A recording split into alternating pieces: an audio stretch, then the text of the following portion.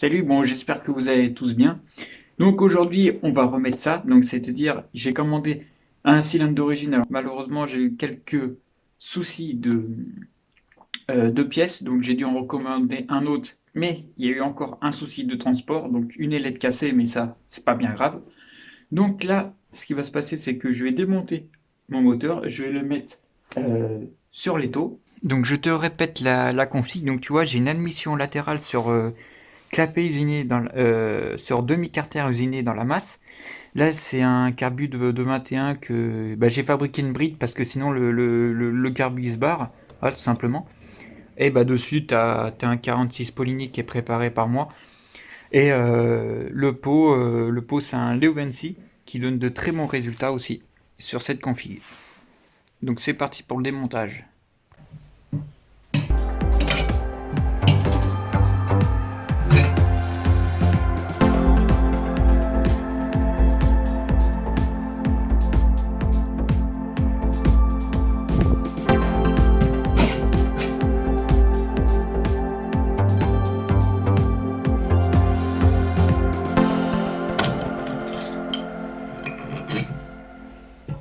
Cylindre démonté. Je vais préparer le plan de joint ici, donc tout simplement je vais virer le joint et je vais contrôler qu'il est bien propre.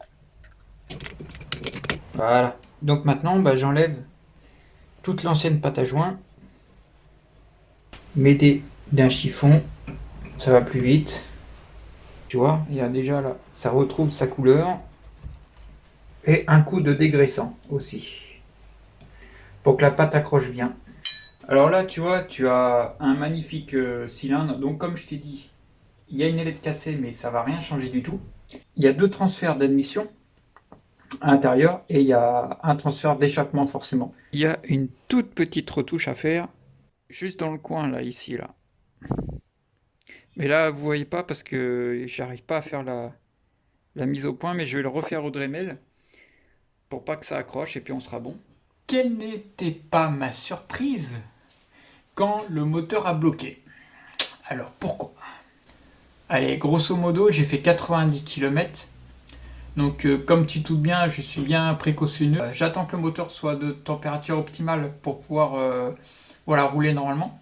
Et puis j'ai eu ce blocage, voilà. Et c'est en démontant le moteur que je l'ai su. Ici, tu as une zone du ripage, hein, ça frottait bien correctement. Ici, là, tu vois la petite trace noire, là. Voilà. Et nous avons aussi une belle petite tranchée. Et voilà. Et les segments, ils ont bien pris aussi. Donc j'ai démonté le moteur et je trouvais pas la panne. Mais je l'ai trouvé. Alors regarde. D'origine, tu vois, le joint, il s'appuie sur le plan de joint, tu vois. Il s'appuie ici. Sauf que moi, avec ma préparation, là, j'avais un jour entre le joint et le carter. Tu vois, là je fais exprès de te mettre le jour pour que tu vois. C'était pas exagéré comme ça, mais c'était comme ça. Parce que j'avais pas assez de matière. J'ai trouvé un joint papier qui couvre totalement la surface, donc c'est nickel. Donc voilà, c'était pour t'expliquer un petit peu le pourquoi du comment j'ai changé de moteur. Donc maintenant, on va directement passer à la préparation de l'autre cylindre que j'ai fait. Donc avant, j'étais à 145. Au latéraux, je suis à 125. Voilà.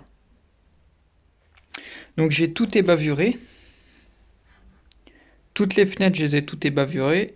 Et l'échappement aussi. Voilà. J'ai relevé l'échappement à 165 degrés.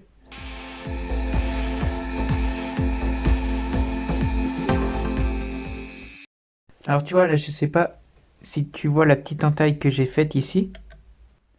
Là où il y a le brouillon ici. Alors t'as des gens qui vont dire ouais, faut creuser jusqu'au fond, faut creuser un max. Mais non, il n'y a pas besoin de faire ça. Une petite entaille, juste pour aligner les carters, ça suffit amplement. Il n'y a pas besoin de creuser une tranchée. Regarde, je te montre ce que ça donne. C'est pile poil ce qu'il faut. Si par exemple ça te manque la moitié d'un millimètre, voilà, tu vas pas chipoter parce que il te manque, tu vois, un bout comme ça là. C'est pas parce que tu vas gratter là ce petit bout qui dépasse que tu vas gagner, ça y est, un cheval.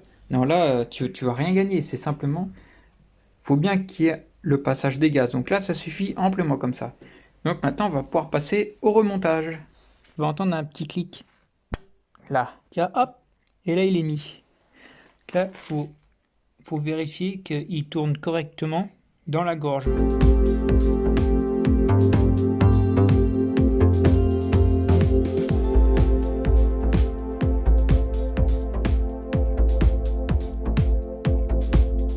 Bon, alors là, comme tu as vu, là je suis en train de remonter le moteur.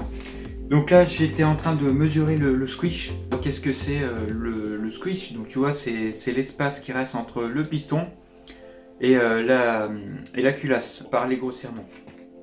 Donc là, je suis à 0,5.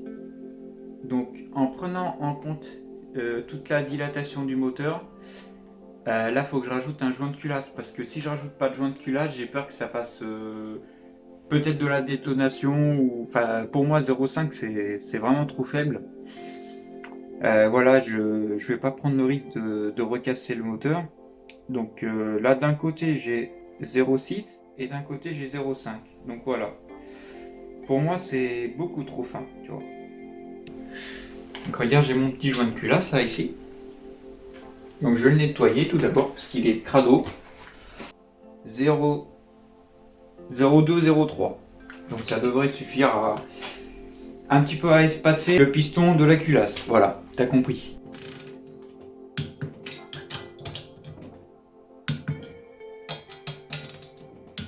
Voilà. Et maintenant, je recommence. Donc là, il y a un peu moins d'écrasement. Donc je devrais me situer peut-être vers les 0,80 ou 0,90. Ce qui me semble déjà un meilleur compromis. Je vais finir le montage puisque là je suis à 0,7. Mais avant, je vais prendre mon volume de chambre. Tout d'abord, je suis en train de calculer le volume de chambre. Et là, ce que j'ai trouvé avec la culasse d'origine qui est ici, c'est vraiment pas énorme. Je suis à 9 de rapport volumétrique. Donc là, j'essaye la culasse Polini pour voir si elle comprime mieux. Et apparemment, elle doit comprimer mieux parce que la chambre est réduite. J'ai vu, ça se voit à l'œil. Donc on va voir combien il y a. Bon, et bien, le moteur est fini. Donc en diagramme, j'ai mis 165. En rapport volumétrique, il y a 13,32. En squish, il y a 0,70. Donc maintenant, je vais pouvoir enlever toute l'huile qu'il y a dans le moteur, le monter dans le châssis et faire un démarrage, tout simplement. Bon, c'est l'heure du premier démarrage.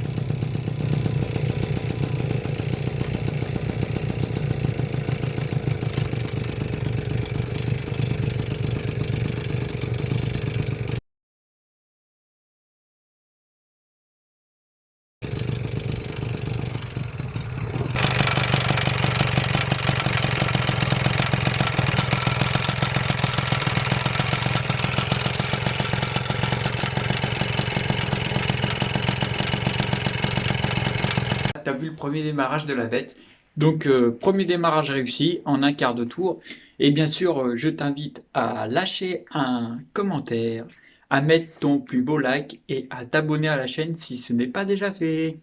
J'espère que ce petit épisode t'aura diverti. Et puis, moi, j'espère que je ne vais pas encore serrer. Donc, je vais y aller mollo pendant ce rodage. Et puis, je te tiens informé dès que c'est tout fait, quoi. Allez, à plus, copain.